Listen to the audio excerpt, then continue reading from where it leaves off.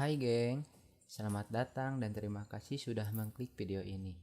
Perkenalkan, nama saya Rapli yang akan menemani kalian menonton video ini.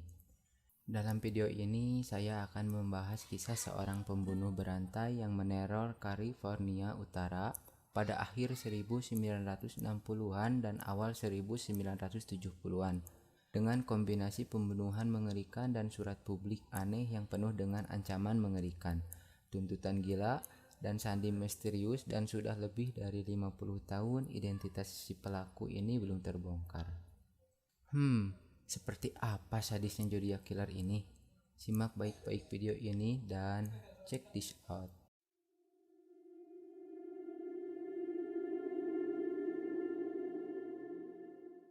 Perlu kita ketahui geng, bahwa sikap seorang psikopat salah satunya adalah narsistik, di mana seorang psikopat mempunyai sikap narsis yang lebih tinggi dari manusia yang normal lainnya.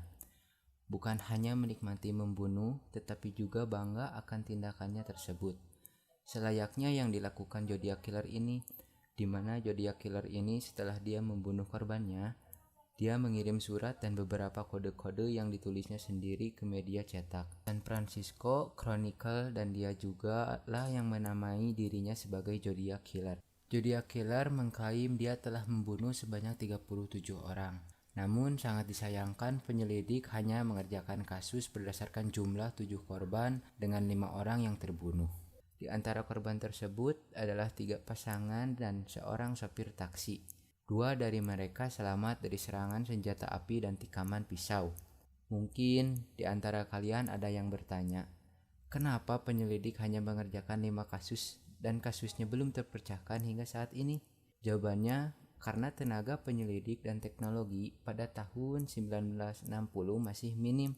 Berbeda dengan zaman sekarang, di mana teknologi sudah canggih dan sumber daya manusia pun yang sudah terlatih.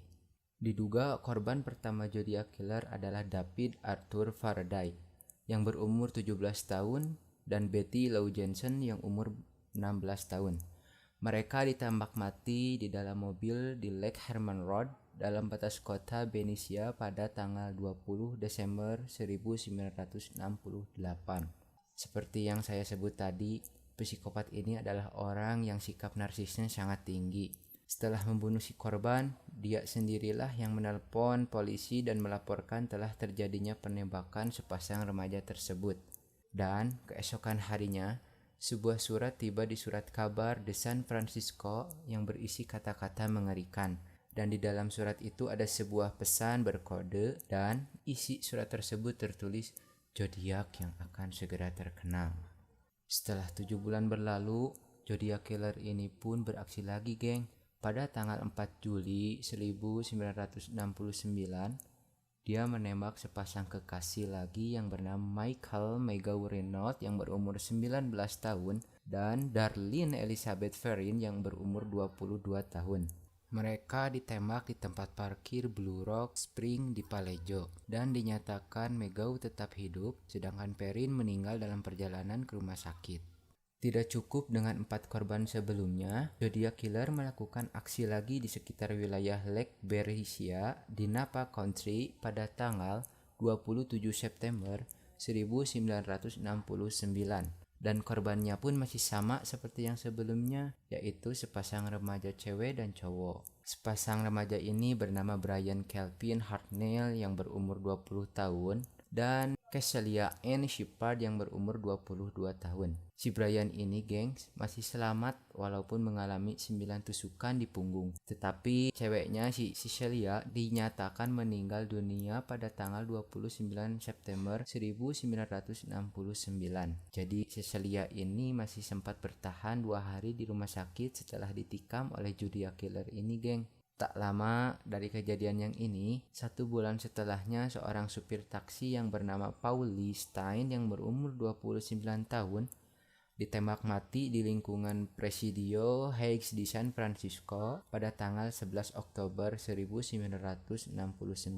Dan dari beberapa kasus tersebut, menurut keterangan dari beberapa orang saksi, pelaku Zodiac Killer mengenakan pakaian tertutup yang ia kenakan untuk menyembunyikan identitas aslinya. Dalam beberapa waktu, pelaku juga diketahui menggunakan kalung yang ia klaim sebagai lambang zodiak. Pelaku juga sempat diidentifikasi sebagai orang berkulit putih. Namun, di lain waktu, ada saksi yang melihatnya sebagai orang kulit hitam. Karena informasi simpang siur yang tidak bisa dipertanggungjawabkan inilah, pihak kepolisian tidak dapat melakukan penyelidikan secara maksimal. Tak jarang pelaku digambarkan sebagai orang bertubuh tinggi dan kekar. Namun, ada juga yang sangat melihat pelaku sebagai seorang kurus yang menggunakan kacamata. Beberapa sketsa wajah sebetulnya pernah dibuat dan disebarkan, namun hasilnya juga nihil. Beberapa kalangan berpendapat bahwa pembunuh berjuluk Zodiac Killer tersebut lebih dari satu orang. Mungkin mereka merupakan kelompok pembunuh yang sangat terorganisasi, bahkan memiliki koneksi dengan pihak-pihak tertentu. Yang jelas, kasus Zodiac Killer telah menjadi salah satu kasus kelam paling misterius di Amerika Serikat. Ada beberapa tersangka yang diduga sebagai Zodiac Killer. Beberapa peneliti telah menduga Zodiac Killer adalah seorang pedofil, mantan anggota Angkatan Laut Amerika Serikat. Dia telah diberhentikan tanpa hormat dari Angkatan Laut Amerika Serikat dan juga dipecat sebagai guru sekolah dasar setelah tuduhan pelanggaran seksual.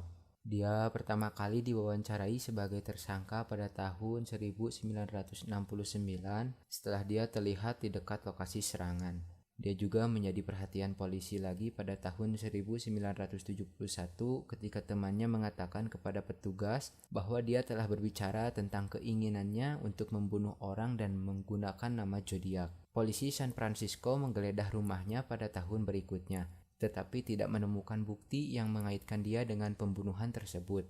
Dan ada satu tersangka lagi yang dicurigai sebagai Zodiac Killer, seseorang bernama Arthur Leigh Allen, yang juga ditangkap karena kasus penganiayaan anak-anak, seperti diberitakan San Francisco Chronicle. Namun, pihak detektif swasta meragukan bahwa Arthur adalah salah satunya pelaku yang asli. Namun, mengapa kepolisian mencurigai Arthur sebagai pelaku tunggal pembunuhan berantai? Hal tersebut didapatkan dari barang-barang yang ada di rumah Arthur di kawasan Vallejo, California. Di rumah tersebut, polisi menemukan bahan-bahan yang kemungkinan besar akan dijadikan bom atau peledak, mirip dengan apa yang ditulis oleh Zodiac Killer dalam suratnya. Arthur juga memiliki sepatu boots yang sepintas mirip dengan apa yang disaksikan oleh para saksi. Dia juga mengenakan jam tangan dengan simbol 2 garis silang mirip dengan simbol zodiak. Namun, di luar itu semua, polisi tetap saja tidak dapat menangkap Arthur dengan tuduhan pembunuhan berantai. Arthur hanya didakwa bersalah atas penganiayaan yang ia lakukan terhadap anak di bawah umur. Selebihnya, ia tidak tampak ada kaitannya dengan Zodiac Killer. Ada banyak kalangan menilai bahwa kasus ini adalah kasus yang dilakukan oleh beberapa pelaku dan Arthur mungkin saja terlibat. Sebelum detektif dapat mengajukan penyelidikan terhadap Arthur, ia sudah lebih dulu meninggal di usianya yang ke-58 akibat serangan jantung. Hingga kini, tersangka utama Zodiac Killer masih misterius, gengs. Beberapa petunjuk sudah mulai terkuak, namun pihak berwenang kembali menemukan banyak jalan terjal untuk menyelidikinya kembali. Pada bulan April 2004, Departemen Polisi San Francisco menghentikan pemeriksaan perkara itu. Tetapi kasus dibuka kembali lagi pada awal tahun 2007. Dan pada bulan Desember 2020, yaitu tahun kemarin, pesan yang berisi kode tersebut memiliki 340 sandi dan tak terpecahkan selama lebih dari 50 tahun, berhasil terpecahkan sebagian oleh 3 orang pemecah kode. Mereka adalah Samuel Black, ahli matematika dari Australia, dan Van Eyck, programmer dari Belgia, and David Orange, ahli kriptologi zodiak dari Amerika. Berikut isi pesan dari kode yang berhasil dipecahkan. Isi pesannya adalah, saya harap Anda bersenang-senang saat mencoba menangkap saya. Bukan saya yang ada di acara TV yang mengangkat satu hal tentang saya. Saya tidak takut dengan kamar gas, karena itu akan mengirim saya ke surga lebih cepat. Karena saya sekarang memiliki cukup budak untuk bekerja untuk saya. Di mana setiap orang tidak memiliki apa-apa saat mencapai surga sehingga mereka takut mati. Saya tidak takut, karena saya tahu bahwa kehidupan baru saya akan mudah di surga nanti. David Orancak mengunggah hasil temuan dengan kedua rekannya di YouTube. Hasil temuannya telah diterima dan dikonfirmasi oleh FBI. Begitu juga FBI menyadari bahwa sandi yang dikaitkan dengan Zodiac Killer baru-baru ini dipecahkan oleh warga negara Amerika Serikat. Kasus Zodiac Killer tetap menjadi investigasi yang sedang berlangsung untuk divisi FBI San Francisco dan mitra penegak hukum lokal kami. Zodiac Killer telah meneror banyak komunitas di California Utara, dan meskipun beberapa dekade telah berlalu, kami terus mencari keadilan bagi para korban kejahatan brutal ini. Karena penyelidikan yang berlangsung dan untuk menghormati para korban dan keluarga mereka, kami tidak akan memberikan komentar lebih lanjut saat ini, kata FBI dalam sebuah pernyataan yang diunggah di Twitter. Nah, gengs, sekian kisah tentang Zodiac Killer. Jangan lupa subscribe and share channel ini untuk membantu channel ini berkembang. Like video ini jika kalian suka dengan video ini, dan komen pendapat kalian tentang channel ini di bawah ini. Saya Rapli dari channel Storyform, pamit undur diri, sampai jumpa di video selanjutnya.